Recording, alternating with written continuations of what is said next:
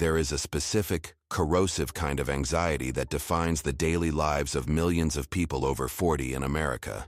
It is not the sharp, panic attack kind of anxiety you get before a big speech or a medical test.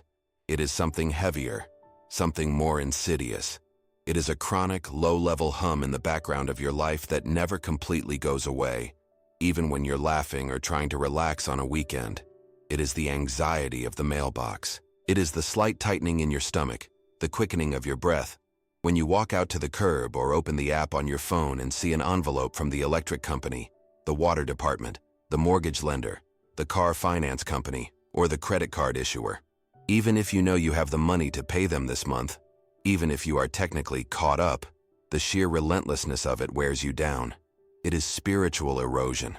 Month after month, year after year, decade after decade, the bills come. They are like the tide. They never miss a cycle. They don't care if you are sick. They don't care if you lost your job. They don't care if you are emotionally exhausted. You work hard. You trade your precious limited hours on this earth, hours you will never get back, for money. And as soon as that money hits your bank account, it is immediately siphoned off to a dozen different corporations. You are merely a temporary conduit for cash passing from your employer to your creditors. You keep almost nothing for yourself. If you stop working tomorrow, the money stops coming instantly, but the bills do not stop. Ever. This terrifying realization that you are trapped on a financial hamster wheel where you must keep running at full speed just to stay in the exact same precarious place is exhausting. It is demoralizing. And as you get older, into your 40s and 50s, and your physical and mental energy begins to naturally wane, it becomes terrifying. Is this it? Is this the rest of your life?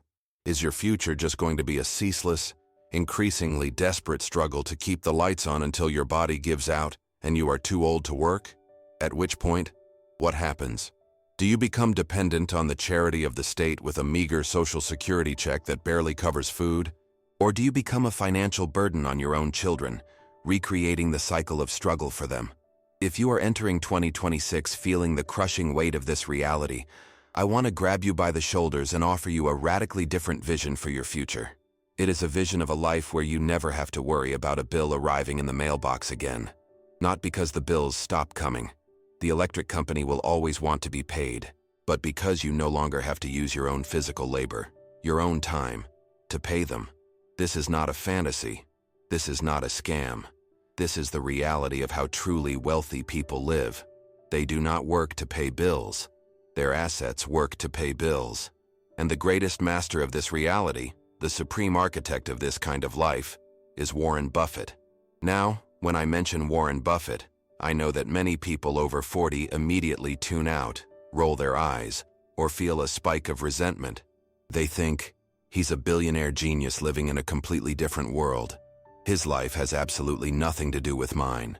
I'm starting from scratch at 45 with debt and kids. I don't have his advantages, his brain, or his luck. This is a tragic, self-defeating mistake. If you dismiss Buffett because he is rich today, you miss the entire point and the entire value of his life's work for you. We don't study Buffett because he has $100 billion. We study him because of how he got the first few $1,000s and what he did with them. Warren Buffett was not born a billionaire. He started from absolute financial scratch, just like you did. He didn't have a massive inheritance that set him up for life. He didn't invent a breakthrough technology like the internet or the iPhone. He didn't get lucky on a single massive gamble that paid off. He built his staggering wealth using a blueprint that is fully available to everyone watching this video right now. He used tools that are accessible to everyone with a bank account and an internet connection. He based his entire life on simple mathematical principles that apply to everyone equally, regardless of who your parents were or where you went to school. The profound difference between Warren Buffett and the average person struggling to pay bills at 45 is not raw intelligence. It is not luck. It is that the average person spends their entire life building someone else's wealth, their bosses, the banks, the credit card companies, while Buffett spent his entire life building a compounding machine that works exclusively for him. In this deep dive video, we are going to deconstruct exactly, step by step, mechanic by mechanic, how he did it. We are going to move past the superficial quotes you see on social media and get down to the gritty mechanics of building wealth from zero. We are going to lay out a step-by-step blueprint for how you, starting right now in 2026, with whatever meager resources you have today, can begin to build your own compounding machine. I warn you now, it will not be easy. It will require sacrifice. It will not be fast. If you are looking for a get-rich-quick scheme, do yourself a favor and turn this video off right now. This is a get-rich-slow scheme, but it is the only scheme that actually works reliably for the average person. If you are totally done with the anxiety of the mailbox, if you are ready to stop being a laborer and start being a capitalist, then listen closely. This is the blueprint. Phase 1. Debunking the myth. The Buffett origin story. Before we can build anything, we must destroy the excuses that are holding you back. The biggest, most paralyzing excuse is, I need money to make money. I can't start because I have nothing. Let's look at the reality of young Warren Buffett to crush this myth. He didn't start with a trust fund. He started with hustle, sweat, and discipline. As a young boy in Washington, D.C., his family was modest. He wanted money, so he went out and worked for it. He delivered newspapers. This was brutal, physical work. He got up before dawn every single morning, regardless of rain, snow, sleet, or oppressive heat, to throw hundreds of heavy papers onto doorsteps before going to school. He was relentless. He didn't just have one route, he expanded to multiple routes to increase his income. While other kids his age spent their allowance and earnings on candy, comics, and toys, young Warren saved virtually every single penny he earned. He had a pathological aversion to spending money on consumable goods. By the time he was a teenager, he had saved up what would be the equivalent of over $50,000 in today's money, purely from manual labor and extreme frugality. But here is the crucial difference that defines his life. He didn't take that hard-earned pile of cash and buy a fancy car to impress girls, which is what 99% of teenage boys would do.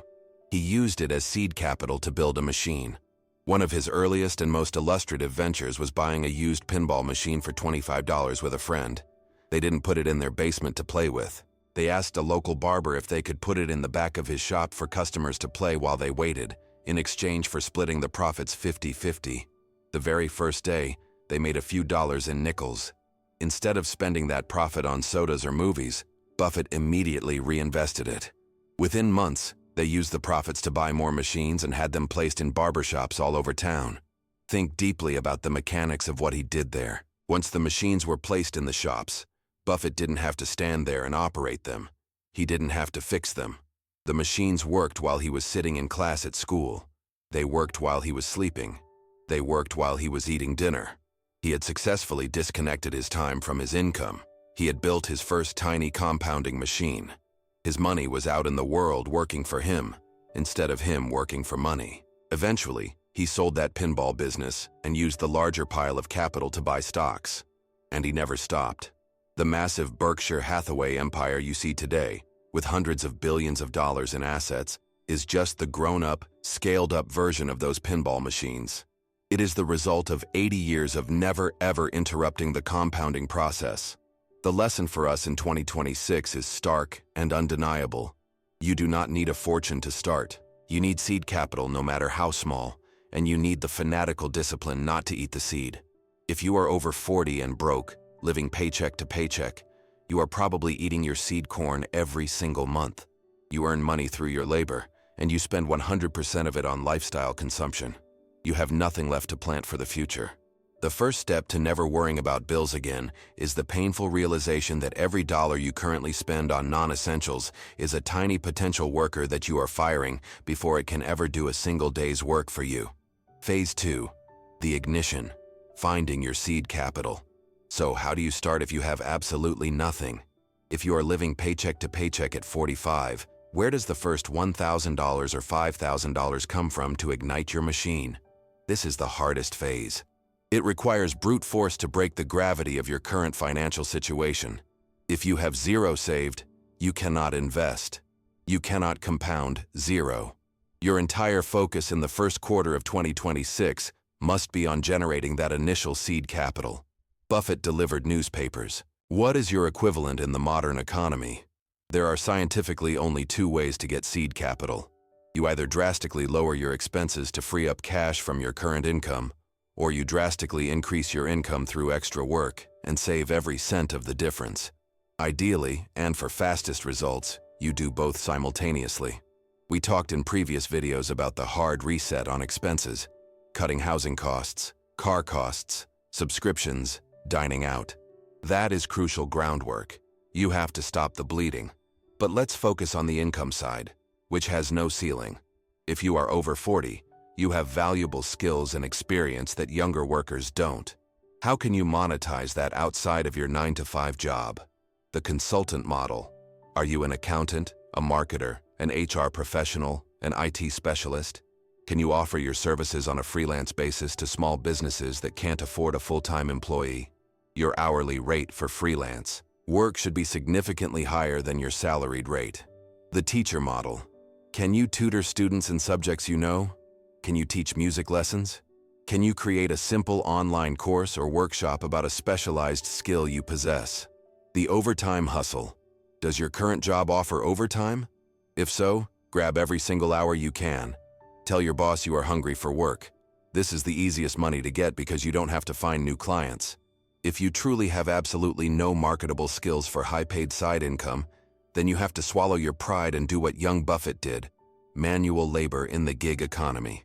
Drive for Uber or DoorDash on weekends and evenings. Do yard work or walk dogs in your neighborhood. Clean offices at night.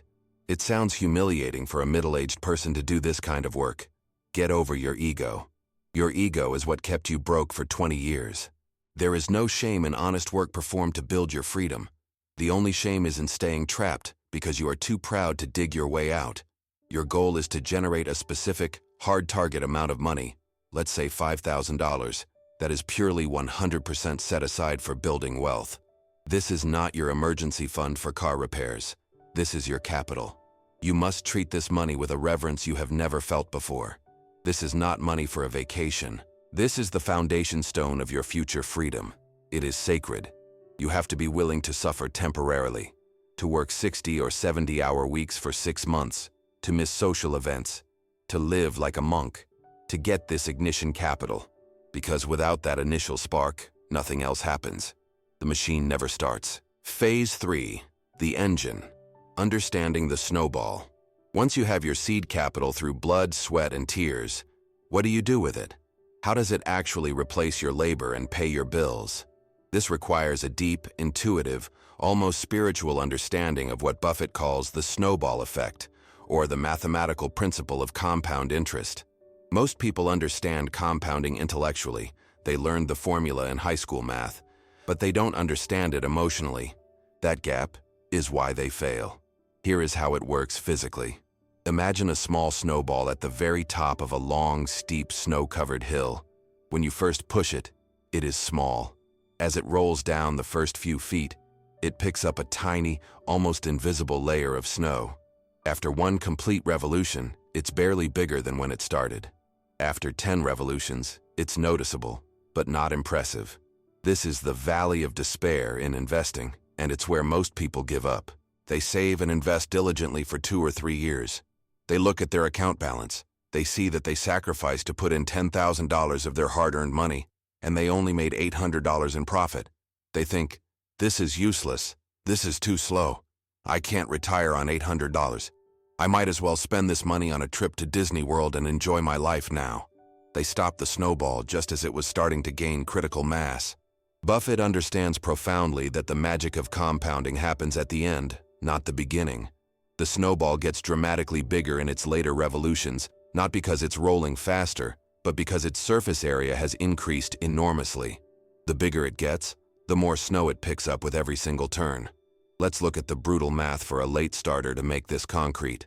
Let's say you are 45 years old today. You work like crazy for 6 months and scrape together that initial $5,000 seed capital. And then, through incredible discipline and lifestyle changes, you manage to save and invest $1,000 a month every single month for the next 20 years, until you are 65.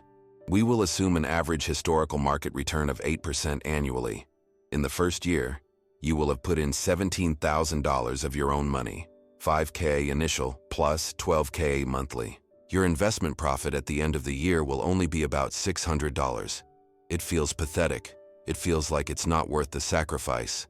Fast forward to year 10, when you are 55. You will have doggedly put in a total of $125,000 of your own cash. Your account balance will be around $195,000. You have made about $70,000 in pure profit over a decade. That's good money, but it's not life-changing yet. It doesn't pay all your bills. You still have to go to work every day. This is the hardest phase to keep going. But look what happens in the second decade. This is the Buffett effect kicking in. By year 20, at age 65, you will have put in a total of $245,000 of your own cash over 2 decades. But your account balance will not be $245,000. It will be over $630,000. Think about that. Nearly $400,000 of that total is pure profit. It is money that you did not work for. It is money that your employee dollars earned while you were sleeping, vacationing, and living your life. At a safe, conservative 4% withdrawal rate in retirement, that $630,000 nest egg generates over $25,000 a year in passive income forever, without ever touching the principal. Combined with an average Social Security check, that is enough to cover your basic bills, housing, food, utilities, healthcare, forever. You never have to worry about the mailbox again. The key insight that you must burn into your brain is this. In that final 20th year alone, your portfolio grows by more in a single year than it did in the entire first 5 years combined. Buffett's massive wealth today is almost entirely composed of that back-end exponential growth. He built the machine, started it rolling early, and then, and this is the hardest part, he had the discipline to leave it alone for 80 years. You don't have 80 years. But if you start today at 45, you have 20 years. That is just enough time for the snowball to get heavy enough to support you, if, and only if, you never interrupt it. Phase 4. The fuel, the boring execution. We have the seed capital, we understand the engine. Now how do we drive it? What do we actually buy with that $1,000 a month to make it grow? This is where most people get tripped up by complexity, ego, and greed. They think that to get Buffett-like results, they need to pick stocks like Buffett. They think they need to find the next Apple or Amazon when it's pennies a share. Listen to me. If you are starting late with little money, trying to pick individual winning stocks is a fool's errand. It is financial suicide.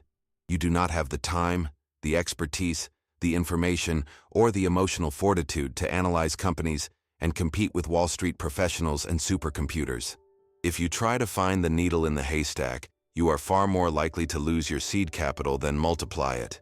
Buffett himself has said repeatedly, and proven with a famous $1 million bet against hedge fund managers, that for the average person, the 99% of us who are not professional capital allocators, the best and safest way to build wealth is also the simplest.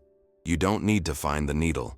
You just need to buy the whole haystack. For your 2026 blueprint, the strategy is aggressively, intentionally boring.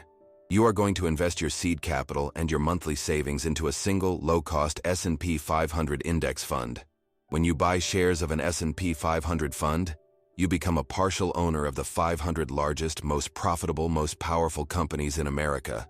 You own a piece of Apple, Microsoft, Google, Johnson & Johnson, Procter & Gamble, Berkshire Hathaway itself. You are not betting on one company winning. You are betting on the long-term resilience and growth of the entire American economy. You are betting that over the next 20 years, these companies will continue to innovate, sell products around the world, and make profits. Historically, despite wars, depressions, pandemics, and crises, that has been the safest bet you could make for over a century. Now, where do you put this money? The order of operations matters for tax efficiency. The 401k match. If your employer offers a 401k match, that is free money. It is a 100% instant return. You must contribute enough to get the full match before you do anything else. This is non-negotiable. High-interest debt. Before investing further, you must kill any credit card debt over 10% interest. That is a guaranteed negative return that no investment can beat safely. Tax-advantaged accounts, IRA, HSA. Next, max out a Roth IRA or traditional IRA and an HSA if you are eligible. These accounts let your money grow tax-free, which significantly speeds up the compounding. Taxable brokerage. Only after those are full do you put money into a regular taxable brokerage account. You set this whole system up on autopilot. Every month, the day your paycheck hits, Money is automatically drafted and automatically invested. You don't look at it. You don't read financial news. You don't react to headlines. Building wealth is supposed to be boring. It should be like watching paint dry or watching grass grow. If you want excitement, go to a casino or watch a movie. If you want to never worry about bills again, be boring. Be consistent. Be relentless. Phase 5. The shield. Protecting the machine. You have done the hard work. You built the machine. It's running. Now you have a new job. You have to protect it. There are powerful forces, both external and internal, that will try to destroy your snowball before it gets big enough to take care of you. The biggest enemy of the late starter investor is not the stock market crashing. The market will crash. It always recovers. The biggest enemy is looking back at you in the mirror. There are 3 primary ways people destroy their wealth machine in midlife. 1. Consumer debt. Debt is reverse compounding. It is a snowball rolling against you, getting bigger and faster every month. You cannot build wealth if you are paying 20% or 25% interest on credit cards to banks. You must stay out of consumer debt forever. Buffett hates debt. He knows it introduces fragility into your life and siphons off your capital. If you have debt, your machine is leaking fuel constantly. 2. Panic selling. Sometime in the next 20 years, absolutely guaranteed, the market will crash. It will drop 30%, 40%, maybe even 50%. The news will scream that the world is ending. Your account balance will plummet on paper. If you panic and sell at the bottom to stop the pain, you destroy the machine permanently. You lock in paper losses and turn them into real losses. You miss the recovery. You must develop the iron discipline to do absolutely nothing when the world is panicking. Buffett gets excited when markets crash because he knows he is buying future growth on sale. 3. Lifestyle creep, the silent killer. As your career progresses and you hopefully make more money in your 50s, or as you finish paying off your mortgage, you will have more disposable income. The overwhelming temptation will be to upgrade your lifestyle. A nicer car, better vacations, expensive hobbies, helping adult children too much. If you do this, you are starving your machine just as it needs the most fuel. Every extra dollar you earn should go into the machine, not into more stuff. You have to maintain your frugal discipline even as you get richer on paper. Conclusion. The vision of 2026 and beyond. I want you to close your eyes and imagine your life 20 years from now, in 2046. You are 65 years old. You wake up in the morning on the 1st of the month. You walk out to the mailbox with your coffee. It's full. There is an electric bill for $250, a property tax bill for $3,000, a car insurance bill. You feel absolutely zero anxiety. Your stomach doesn't tighten. Your pulse doesn't quicken. You walk back inside, sit down at your computer, and log into your brokerage account. You see your compounding machine, your nest egg that you built from scratch starting back in 2026. It's now worth over $600,000. You see that in the last quarter alone, it generated $7,000 in dividends and growth, without you lifting a finger. You calmly transfer the money needed to your checking account and pay all the bills online in 5 minutes. Then you close the laptop and go on with your day, playing with grandkids, working in the garden, volunteering, whatever you want to do. You didn't have to go to a job you hate to pay those bills. Your employees, the dollars you saved and invested 20 years ago through sweat and discipline, did the hard work for you while you were sleeping. That is freedom. That is dignity. That is security. That is what Warren Buffett has taught us is possible for anyone who is willing to pay the price. But it only happens if you start. It only happens if you decide right now that 2026 is the year you stop being a victim of the system and start building your own system. It starts with the humble modern equivalent of the newspaper route. It starts with grinding for that first $1,000. It starts with the discipline to push the snowball every single month when it feels like it isn't moving and your friends are buying new cars. You don't have 80 years like Buffett. That ship has sailed. But you have enough time if you start today and never stop. The best time to plant a financial tree was 20 years ago. The second best time is right now, today. Let's get planting.